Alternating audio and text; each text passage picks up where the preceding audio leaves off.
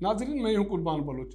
नाज़रीन, हमारे मुल्क में बदकिस्मती से जबरी मजहबी तब्दीली का एक दौरा है और काफ़ी अरसे से ये सिलसिला जारी है और अब ये सिलसिला शिद्दत अख्तियार कर गया है और उसकी जो शिद्दत है वो सबसे ज़्यादा सिंध में पाई जाती है, क्योंकि सिंध में हमारे मिनार्टी के सिंधी दोस्त या उर्दू स्पीकिंग दोस्त जो भी सन ऑफ सॉइल हैं वहाँ बसते हैं। वो तारीख़ी तौर पे उनकी सरज़मीन है, लेकिन उसके बावजूद क्योंकि बदकिस्मती से वो जब से मिनार्टी में हैं तो उन पे ये जो सिलसिला है फोर्स्ड रिलीजियस कन्वर्जन का वो बढ़ गया है। आज इसके हवाले से ट्विटर पे एक ट्रेंड भी चल रहा है कि जबरी मजहबी जो तब्दीली है इस अमल को रोका जाए, आइन पे अमल किया जाए और कायद अज़म के उसूल और विजन पे अमल किया जाए और हमारे मजहबी जो बिरादरी है उसको तहफ़्फ़ुज़ फराम किया जाए कि वो अपनी मर्ज़ी से इस सरज़मीन पे अपनी ज़िंदगी जी सके। तो इस हवाले से आज हम एक प्रोग्राम करने जा रहे हैं। हमारे पास गेस्ट हैं, अली पल साहब हैं। अली पल एडवोकेट हाई कोर्ट्स हैं और ह्यूमन राइट्स के हवाले से वो बहुत एक्टिव हैं और एक्टिविस्ट हैं। और हमारे साथ जो दूसरी मेहमान हैं वो सफ़ीना जावेद। तो सफ़ीना जावेद साहबा जो अक़लियती जो इश्यूज़ हैं इनके हवाले से सोशल एक्टिविस्ट हैं और क्रिश्चियन जो हमारी बिरादरी है इसके हवाले से जो उनके इश्यूज़ हैं उनको भी देखती हैं और सोशल एक्टिविस्ट हैं। मैं इन दोनों मेहमानों को आपको खुश आमदीद कहता हूँ। शुक्रिया कुर्बान साहब। मैं पहला सवाल अली साहब आपसे करूंगा कि आप इस इश्यूज़ को, इसके केसेस को भी देखते हैं, मिनार्टी जो मैरिजेस हैं, फोर्स्ड कन्वर्जन हैं, उनको भी देखते हैं और हाई कोर्ट्स में ऐसे केसेस को देखते हैं। ये इशू है क्या, इसके पीछे क्या बैकग्राउंड है? क्या ये पॉलिटिकल इशू है, मजहबी इशू है, या इसके पीछे कोई कारोबारी इशू भी है? कुर्बान साहब, ये इशू जो है वो मजहबी भी है, पॉलिटिकल भी है, सोशल भी है और इसमें फाइनेंशियल वो चीजें भी बिल्कुल इन्वॉल्व हैं। और पहले तो मैं सबसे पहले आपको बताता चलूं कि ये इशू जो है वो कन्वर्जन जो है हमारे मुल्क में वो वन साइडेड है, यानी कोई भी हिंदू, क्रिश्चियन, दूसरी मजहब का लड़की या लड़का मुसलमान हो सकते हैं, लेकिन मुसलमान कोई जो है वो हिंदू, क्रिश्चियन इसमें इंटर नहीं हो सकता, क्योंकि उसमें बहुत सारी शरई, कानूनी और समाजी इश्यूज भी हैं और जान के खतरे भी हैं। बहुत सारे हमारे पास केसेस आते हैं कि हम मुसलमान होना चाहते हैं, आप हमें कोर्ट ले चलें, हम उनको कहते हैं कि we can't deal this case, आपको जान का खतरा है, तो वो फिर वो वापस हो जाते हैं। अब इसमें इशू ये है कि किसी लड़की की खासतौर पे शादी होती है तो वो उस पे इशू होता है कि जी ये लड़की जो है वो फोर्स कन्वर्टेड हुई है, इसको अगवा किया गया है और उस पे एफआईआर होती है अगवा की। फिर बाद में क्या होता है, कुछ केसेस में लड़कियां आती हैं, वो कहती हैं कि जी बिल्कुल मुझे अगवा किया गया था और मैं अब वापस जाना चाहती हूँ। कुछ केसेस में ऐसा होता है कि वो कहती हैं कि नहीं जी मैं अपनी मर्जी से गई थी और मैं अपने हस्बैंड के साथ भी रहूंगी और अब पेरेंट्स के साथ भी जाना चाहती हूँ। मजिस्ट्रेट के सामने भी कहती हैं, दूसरों के सामने। फिर ये इशू आता है कि ये जी जो स्टेटमेंट ये दे रही है ये प्रेशर में दी गई है, क्योंकि इसको जान का खतरा है या इसके पेरेंट्स को जान का खतरा है, या जिस घर में रहती है उस घर वो जमीनों में, पीरों की, सैयदों की जमीनों में, इसलिए ये इंडिपेंडेंट बयान नहीं दे रही, इसको दारुल-अमान भेजो। फिर दारुल-अमान से आती है तो फिर वो दूसरा बयान देती है। तो ये सारे इश्यूज इसी तरह से आ रहे हैं। मैं समझता हूं कि लीगली इसमें एक इश्यू ये है कि जो लड़की शादी करती है वो अपनी फ्री विल यूज करके कहती है कि मुझे शादी करनी है, तो वो जब शादी करती है तो उसमें मोटिव आ जाता है कि जी आप हिंदू हैं तो आपको मुसलमान होना पड़ेगा। जब वो मुसलमान होती है तो उसमें बहुत सारे इश्यूज हो जाते हैं। एक तो इश्यू ये चलता है। दूसरा इश्यू जो है ये है कि कुछ लड़कियां अगवा भी हो जाती हैं और वाकई उन पे प्रेशर भी होता है और उनको कहा जाता है कि मजहबी तौर पे वहां जो है जबरदस्ती उनको मजहब चेंज भी करवाया जाता है। और जब वो कोर्ट में पेश होती हैं तो जब बयान दे रही होती हैं तो वो इंडिपेंडेंट बयान नहीं होता उनका। उस वक्त उनको बहुत सारे प्रॉब्लम होते हैं कि कोई आपके पेरेंट्स को मार देगा, कोई आपके घर पे हमला करेगा। उसमें बहुत सारे लीगल इश्यूज हैं जिसको कोर्ट देखती नहीं। मिसाल के तौर पर रीना रवीना का जो इश्यू हुआ था उसमें उन्होंने कहा था कि जी लड़की की स्टेटमेंट है कि लड़कियां अपने घर में जाना चाहती हैं। तो रीना रवीना वाले इश्यू पे दूसरी साइड सिविल सोसाइटी की थी, उन्होंने कहा था कि जी कोर्ट ने ये चेक नहीं किया कि इन पे ऊपर प्रेशर पीछे क्या है। तो इस सिलसिले में कोर्ट को क्या है कि इनको दारुल अमान भेजकर कुछ दिनों के लिए, जो उन्होंने कमीशन की भी थी, कि ये देखा जाए कि उनके पीछे घोटकी में, थरपारकर में जहां से लड़की है उस पर कोई प्रेशर तो नहीं, उसके वालिद को अगवा तो नहीं किया गया। ऐसे इश्यूज आते हैं, वो कोर्ट चेक नहीं करती। ये बड़ा खाल है। दूसरा सबसे बड़ा खाल जो पाकिस्तान में इस वक्त मौजूद है वो ये है कि अगर जो लड़की मुसलमान होती है शादी के लिए, तो वो मुसलमान का मोटिव होना ये नहीं होता कि उसका इस्लाम से मोहब्बत है या वो इस्लाम सीखा हुआ है। बहुत सारे केसेस में जज पूछते हैं लड़की से कि जी आपने लड़की इस्लाम क्यों कबूल किया, तो वो कहती है जी मैं शादी के लिए किया। इस्लाम से मोहब्बत क्यों है, तो वो कहती है मुझे इस्लाम से कोई मोहब्बत नहीं, मुझे तो शादी करनी थी इसलिए मैंने किया। एक इश्यू ये प्रूव हो गया। दूसरा इश्यू ये प्रूव हो गया कि ये शादियां जब होती हैं, ये लड़कियां जाती हैं दो सेंटर्स पे, एक मियां मिट्ठू साहब के पास जाती हैं बरचुंडी शरीफ, या जाती हैं पीर अयूब जान सरहंदी के पास सामारो। अब वो वहां सर्टिफिकेट दे देते हैं कि ये तो जो सिटीजनरी है, सिविल सोसाइटी है, वो समझती है कि पीर अयूब जान और पीर मियां मिट्ठू जो है वो जबरदस्ती इनको फोर्स कन्वर्जन कराता है। तो इस पे हमारा लीगली एस्पेक्ट ये है कि ये फोर्स कन्वर्जन, अगर कन्वर्जन करना भी है तो कोई भी कन्वर्जन, मैं कन्वर्ट होना चाहता हूं, कोई भी कन्वर्ट होना चाहता है, उसको रियासत के पास एक प्रोसीजर होना चाहिए।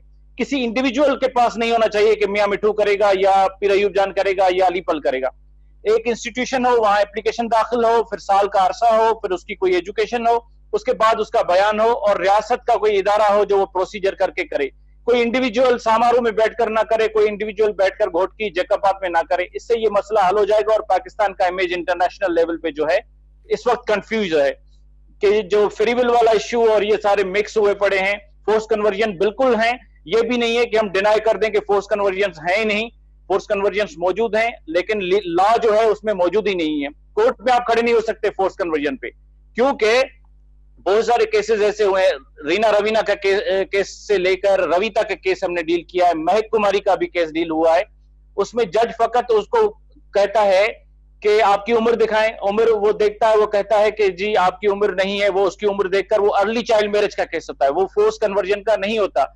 फोर्स कन्वर्जन का केस ये होता है कि जज उसको देखे कि आपने आपको अगवा किया गया है या नहीं, उसके एस्पेक्ट इन्वेस्टिगेट करे, फिर जो शवाहिद है या एविडेंसेस कलेक्ट करे कि ये फोर्स कन्वर्जन नहीं है। अगर उसकी मर्जी से हुआ है तो वो उसको लीगल करार दिया जाए। इसका लॉ मौजूद नहीं है और इसका मैकेनिज्म भी नहीं। अली, इस हवाले से मैडम सफीना जावेद हमारे साथ हैं। तो मैडम सफीना, आप इस इश्यूज को कैसे देखती हैं? जाहिर है आप डील करती आई हैं और सोशल एक्टिविस्ट हैं, आप इस इशू को, ये जबरी जो मजहबी तब्दीली है, इसको कैसी देखती हैं? बहुत शुक्रिया कुर्बान साहब। मैं बिल्कुल अली की बात से मुत्तफिक होती हूँ कि जब भी फोर्स कन्वर्जन के केस होते हैं उसमें कहीं ना कहीं लड़की की कंसर्न होती है, और साथ साथ में ये भी होता है कि उसे जबरी तौर के ऊपर अगवा भी किया जाता है। और ये वाले केसेस हमें ज़्यादातर पंजाब में मिलते हैं कि लड़कियों को किडनैप किया जाता है, उसके बाद उनसे ज़बरदस्ती शादी कर ली जाती है।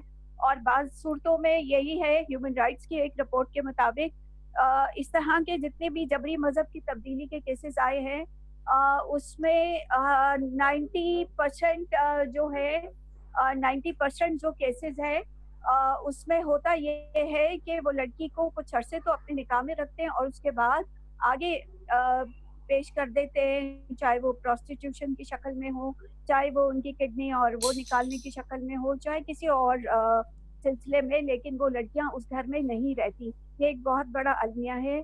और इसके ऊपर जैसे कि अभी बताया कि इसके ऊपर वो नहीं है, कोई लॉ नहीं बना हुआ। लॉ बनाने की 100% कोशिश की जा रही है सिविल सोसाइटी की तरफ से भी। इससे पहले जो एक पेश किया गया था कानून बनाने के लिए, उसके ऊपर कुछ मजहबी मैडम, मैं एक दो चीज़ें आपसे पूछना चाहता हूँ। एक तो ये कहा जा रहा है कि जब ये मिनार्टीज़ हैं, हमारे क्रिश्चियन बिरादरी है, हिंदू बिरादरी है, उसमें लड़कियों के लिए फ्री विल शादी का इशू है, इस वजह से भी वो मज़हब चेंज करके दूसरी जगह पे मुसलमान में शादी करती है। दूसरा ये आप समझती है कि इस इशू में कोई पैसे का भी कोई अमल दखल है, कोई ये इसमें कोई कारोबार भी कोई रिलेटेड कोई इशू है? क्योंकि ये बातें ऐसी होती हैं कि लड़कियों के अगवा करके बैरून मुल्क भेजा जाता है या इस तरह की चीज़ें हैं। क्या इस तरह का कोई इसमें हकीकत है कोई? ये आपने कहा कि इसमें कारोबार का होता है, तो पिछले साल ही चाइना से कुछ लोग आए और लड़कों ने क्रिश्चियन लड़कियों से यहाँ पे पंजाब के, मुझे अभी सिटी याद नहीं आ रही, बहुत बड़ी तादाद है जो कि उनको चाइनीज लड़कियों के साथ उनकी शादी की, और वो उधर जाके उन लड़कियों के साथ उनकी शादी नहीं हुई बल्कि उन लड़कियों को कारोबार के ऊपर लगा दिया। तो एक तो ये चीज़ है, और दूसरा हम लोग का जो मौक़िफ़ ये है कि नौ उम्र की लड़कियों को कन्वर्जन की शक्ल में ला के और उनसे दूसरे ही दिन उनसे उनकी शादी करके और इस्लाम कबूल करवा लिया जाता है, जो कि लड़की अपने मज़हब को भी नहीं समझ सकती, तो वो इस्लाम को क्या समझेगी, उसकी क्या प्रैक्टिस करेगी। तो हमारा यही है कि अगर कोई भी इस तरह का केस आता है, तो हमारी तजवीज़ यही है कि कम से कम उस लड़की को या लड़के को 1 साल तक उसको प्रैक्टिस करवाई जाए, उसके बाद कन्वर्जन। और सबसे अगर कम उम्र की लड़कियां हैं तो वो चाइल्ड मैरिज एक्ट के तहत उस केस को रजिस्टर किया जाए, अगर वो कम उम्र है तो फिर उस सिलसिले में उस तरह का केस इसको चला दिया जाए। जो मैंने आपको बताया कि ह्यूमन राइट्स की एक रिपोर्ट आई थी कि जितनी भी फोर्स कन्वर्जन की 9 उम्र की लड़कियां होती हैं, ये कुछ अरसे के बाद उन घरों में नहीं रहती, वो आगे प्रोस्टिट्यूशन के लिए या किसी और चीज़ के लिए कारोबार की शक्ल में उसको भेज दिया जाता है। लेकिन वो मतलब जैसे कि एक नॉर्मल होता है, शादी हुई और अपना घर बसाए और आगे अपनी ज़िंदगी को चलाए, तो वो सारी चीज़ें उसके साथ, उस लड़की के साथ नहीं होती। और ये वाली चीज़ प्रूफ है क्योंकि इसके ऊपर रिसर्च हुई है। अली, सेम मेरा सवाल आपसे है, एक कारोबारी फैक्टर इसमें क्या है, और दूसरा ये है कि लड़कियों को क्योंकि वो वहाँ यहाँ से अगवा करके बैरून मुल्क भेजा जाता है, तो ये आप समझते हैं इसके पीछे कोई माफिया है, कोई रैकेट है, कोई पॉलिटिकल फोर्स है, क्या है? आप समझते हैं कि ऐसी कोई चीज़ एग्जिस्ट करती है? कुर्बान साहब, इसमें 4 लॉज इन्वॉल्व हैं इस वक्त। एक, अगर छोटी बच्ची है और हिंदू कम्युनिटी की है तो उस पर चाइल्ड मैरिज रिस्ट्रेंट एक्ट के तहत इश्यूज उठते हैं। जिस तरह मैक कुमारी का जेकब वाला केस हमने डील किया था, वो उसमें चाइल्ड मैरिज थी, वो बच्ची छोटी थी, तो फोर्स कन्वर्जन का भी था, लेकिन उसमें फोर्स कन्वर्जन का लॉ नहीं था, तो वो चाइल्ड मैरिज रिस्ट्रेंट एक्ट के तहत वापस आई थी। अब उसमें दूसरा केस ये होता है कि बच्चों को बाहर ले जाकर ये शादियां करा के, निकाहनामा बनवा के बाहर जाकर ये बेच देते हैं प्रोस्टिट्यूशन में या स्पोर्ट्स में, कैमल में, इसमें दूसरे अरब मुल्कों में। उसके लिए एंटी ट्रैफिकिंग लॉ है जो इस लॉ को सप्लीमेंट करता है, इस लॉ को सपोर्ट करता है। और तीसरा पीपीसी लॉ है कि अगर छोटी बच्ची है उसको आप शादी का बहाना मोबाइल दिखाकर, खिलौने दिखाकर, चॉकलेट दिखाकर शादी करते हैं, तो वो जिना के ज़िम्मे में आता है। 375 जो है उसका 5 सेक्शन जो है, क्लास 5 है कि वो रेप काउंट होगा आपका। ये सारे लॉज इस वक्त हमारे पास मौजूद हैं, लेकिन इसमें ये इंप्लीमेंट नहीं होते। तो छोटी बच्ची वाले केस, जो मिसाल के तौर पर कुछ केस होते हैं जिसमें इन्फ्लुएंशियल पार्टीज होती हैं, वो बच्चियां तो वापस हो जाती हैं, जज उनमें फैसला दे देते हैं। और दूसरी जगहों पे ये जज जो कुछ ऐसे होते हैं जिनका अपना दिमाग होता है, वो कहते हैं जी शरई तौर पर ये जायज है, छोटी बच्ची भले हिंदू हो लेकिन अब मुसलमान हो चुकी है। तो हमारा क्वेश्चन होता है कि जी जब आप शनाख्ती कार्ड नहीं बनाने देते, 18 साल से कम का ड्राइविंग लाइसेंस नहीं बनाने देते, अकाउंट नहीं खुल सकता, तो ये बच्ची 18 साल से कम की शादी कैसे करती है, इस्लाम कैसे कबूल कर लेती है? वो भी एक इंडिविजुअल के पास जिसके पास इस रियासत की तरफ से कोई सर्टिफिकेट ही नहीं है कि उसको क्या अथॉरिटी है कि वो जो है वो इस्लाम कबूल करवा रहा है। तो ये इश्यूज बिल्कुल हैं। इसमें एक बहुत अहम इश्यू इस वक्त जो आ रहा है वो ये है कि जो लड़कियां जिन्होंने हिंदू थी, मुसलमान होकर क्रिश्चियन थी, मुसलमान होकर शादियां की हैं और वो शादियां डिवोर्स हुई हैं, तो उनका फॉलो अप नहीं किया गया कि वो लड़कियां इस वक्त किस पोजीशन में हैं, उनका फॉलो अप। एक फॉलो अप अभी हमने किया था कि एक पोस्ट अभी लगी थी कि रीना रवीना जो इस्लामाबाद में वो भीख मांग रही हैं या प्रोस्टिट्यूशन में चली गई हैं, तो हमने उस पर फॉलो किया था। घोटकी में हमारी टीम गई थी, वो मिलकर आई है, तो रीना और रवीना बोथ आर हैप्पी। उन्होंने खुद हमें स्टेटमेंट दी। दोनों को, एक को बच्ची हो गई है, दूसरी को प्रेगनेंसी है। तो कुछ स्टेटमेंट भी होती हैं, लेकिन कुछ चीजें बिल्कुल ऐसी भी हैं कि जो लड़कियां शादियां करके पेरेंट्स को छोड़कर मुसलमान हुई हैं, उनका इस वक्त कोई अता पता नहीं है कहां चली गई हैं, या तो मार दी गई हैं या कहीं बेच दी गई हैं या मुल्क से बाहर ट्रैफिक हो चुकी हैं। इस पे रियासत को एक मैकेनिज्म बनाना चाहिए जो रिसर्च करे, फॉलोअप्स करे उनके। तो अच्छा, एक और एस्पेक्ट इंपॉर्टेंट अभी आया है कि एक लड़की है जिसने शादी की, हिंदू थी, मुसलमान हुई, शादी की, अब वो वापस जाना चाहती है। वो कहती है मैं नहीं रह रही, मैं हिंदू होना चाहती हूँ। तो अब वो मौलवी साहबान जो है वो उस पे वो तलवार लटका के खड़े हैं कि हम इसको मार देंगे। ये issue Sindh high court Karachi में अभी चल रहा है। वो प्रोटेक्शन सीख कर रही है कि मुझे ये मार रहे हैं। मौलवी कह रहे हैं अब आप मुसलमान नहीं हो, हिंदू नहीं हो सकती, और वो मुसलमान रह नहीं सकी क्योंकि शादी उसकी चल नहीं सकी, और अब वो मुसलमान रहना नहीं चाहती, शादी खत्म हो गई, अब उसको हिंदू नहीं होने दे रहे। तो ये इश्यू जो कम्युनिटी के साथ है वो उसमें जो है वो सफीना भी शामिल है, हम भी शामिल है, देख रहे हैं उस इश्यू में रियासत जो है वो चुप करके बैठी हुई है, और वो लड़की जो है वो धमकियां मिल रही है, कभी कोई उसको पिस्टल से मारने की धमकी दे रहा है, कभी ये सारे इश्यूज हैं हमारे। मेरी चंद आप इस पे जरूर कीजिए कि इसका सॉल्यूशन क्या है। सॉल्यूशन ये है कि एक लॉ बनाया जाए, एक लॉ बनाया जाए जिसमें जितनी भी इनपुट है इस्लामिक आइडियोलॉजी की, ये वो मैं नहीं कहूंगा कि उसमें देनी चाहिए। वो क्यों नहीं देनी चाहिए? क्योंकि लॉ बन रहा है क्रिश्चियन के लिए, मुस्लिम के लिए, हिंदू के लिए, तो उसमें इस्लामिक आइडियोलॉजी की क्या? तो फिर हम पंडित से भी व्यूज लें, तो फिर हम जो है वो फादर से भी व्यूज लें। एक सेक्युलर लॉ बनना चाहिए कि किसी भी मजहब को अडॉप्ट करने की है तो वो होना चाहिए। और दूसरी बात ये होनी चाहिए कि शादी मोटिव ना होना चाहिए कि शादी के लिए आप ये हुए हैं। इंडिया में, इंडोनेशिया में बहुत सारी ऐसी शादियां हैं, टर्की में, जो लड़की अपने मजहब से है, लड़का अपने मजहब से, लेकिन शादियां चल रही हैं। ये होना चाहिए। तीसरा ये है कि किसी भी इंडिविजुअल को, जो वो पीर है, फकीर है, उसको ये अथॉरिटी नहीं होनी चाहिए कि वो पन्ना अपना डालकर नाम लिखकर कहे कि ये अब हिंदू थी मुसलमान हो गई। भाई आपको क्या अथॉरिटी है? ये रियासत का खाता होना चाहिए, और रियासत जो है वो हिंदू। मैडम सफीना, आपकी क्या राय है जो अली पल साहब ने कोई तजावीज़ दी है? जी, मैं बिल्कुल मुत्तफिक हूँ अली की बात से कि ये काम इस तरह के जो कवानीन है वो सेकुलर कवानीन बनने चाहिए, ना कि उसमें इस्लामिक आइडियोलॉजी को डाल दिया जाता है। तो उसमें फिर एक कंपोनेंट होता है, यानी कि इस्लाम की नज़र से सारी चीज़ों को देखा जाता है। जबकि कन्वर्जन अगर नहीं है और वो लोग प्रैक्टिस कर रहे हैं, चाहे वो मुसलमान हो के और मुस्लिम से शादी की है, और ये अभी हमारे यहाँ पे बहुत ज़्यादा इसकी मिसालें मौजूद हैं कि लड़की क्रिश्चियन ही है और लड़का मुस्लिम है और वो अपनी ज़िंदगी बहुत आराम से गुजारते हैं। तो इसमें मसला नहीं है।